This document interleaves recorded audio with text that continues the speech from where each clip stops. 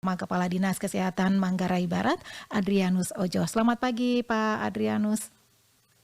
Selamat pagi, Ibu. Ya, salam sehat, Pak. Baik, Pak Kadis, ini terkait dengan 149 desa di Manggarai Barat ya, yang capai target deklarasi ya maksud kami stop BAB sembarangan. Ini sebenarnya bagaimana proses yang dilakukan oleh dinas terkait ya, hingga berhasil mendeklarasikan 149 desa ini, Pak Kadis? Baik, terima kasih Ibu Christine. Ya. Baik, terima kasih. Kita bersyukur bahwa pada tahun ini kita sudah 149 desa dari 169 desa yang dimiliki oleh Manggarai Barat. Adapun yang kami lakukan dalam rangka memaksimalkan pencapaian desa stop PABS ini atau Open Defecation Free atau ODF ini, yang pertama kita lakukan melalui advokasi anggaran ya. Karena bagaimanapun untuk bisa semua masyarakat memiliki jamban itu membutuhkan dana ya. Jadi advokasi kita ke Kementerian Kesehatan melalui dana alokasi khusus ya, maupun mengajukan proposal untuk mendapatkan dana program teknologi tepat guna yang digunakan untuk membangun jamban.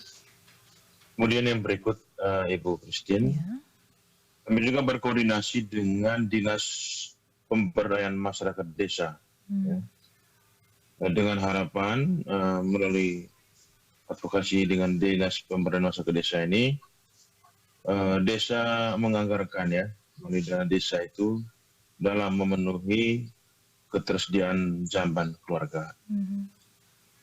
Kemudian langkah yang lain yang kami lakukan untuk memaksimalkan pencapaian ini adalah berkoordinasi juga dengan Dinas Perumahan Rakyat ya, agar Dinas Perumahan dapat mengusulkan pembangunan jamban yang layak ke pemerintah pusat.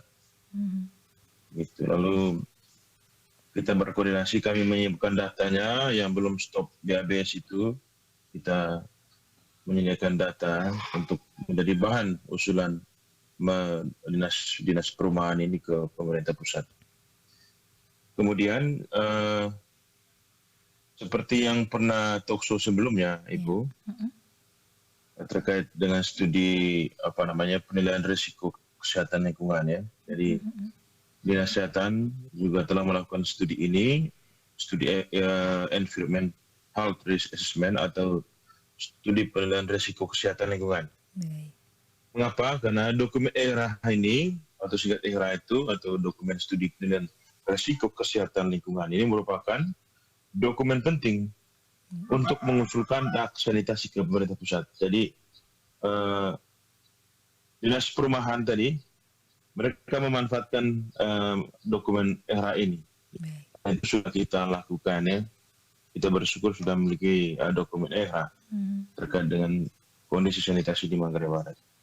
Begitu Ibu Christine, dapat kami sampaikan ya. Baik, nah sejauh ini partisipasi dari masyarakat lokal ya dalam upaya mencapai target BAB sembarangan ini, langkah-langkah apa nih yang sudah diambil untuk bisa meningkatkan kesadaran masyarakat itu sendiri terkait dengan pentingnya sanitasi yang baik nih Pak Kadis? Iya. Jelas berbagai upaya kita lakukan ya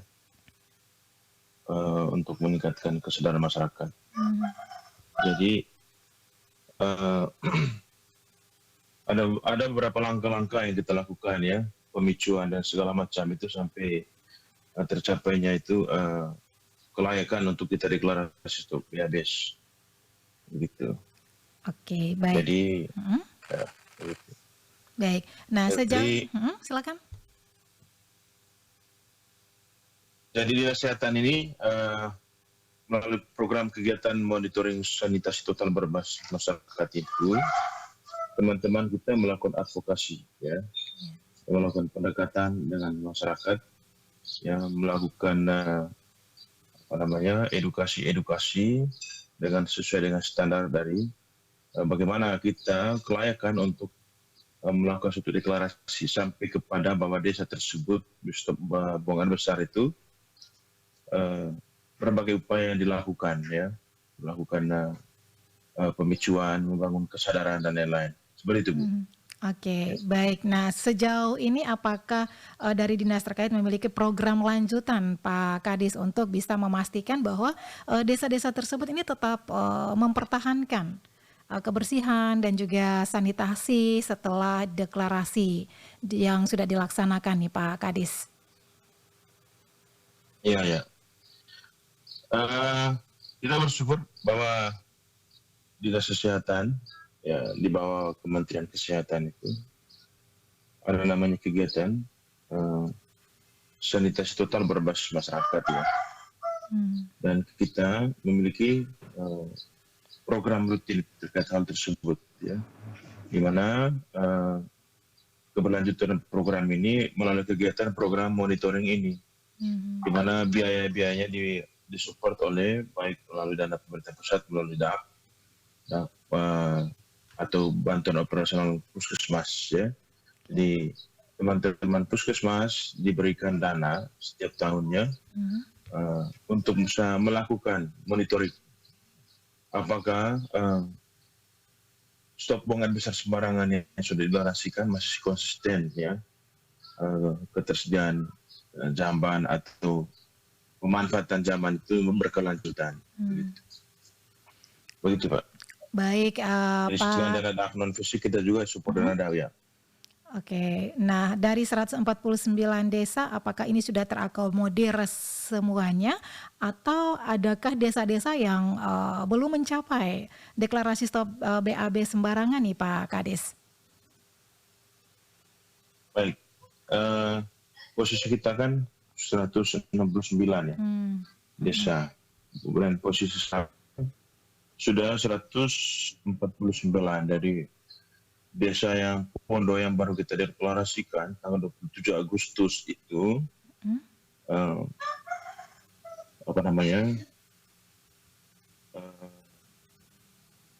desa yang ke 149 begitu. Okay. Kita melakukan deklarasi. Kita masih kekurangan 20 desa ya, begitu.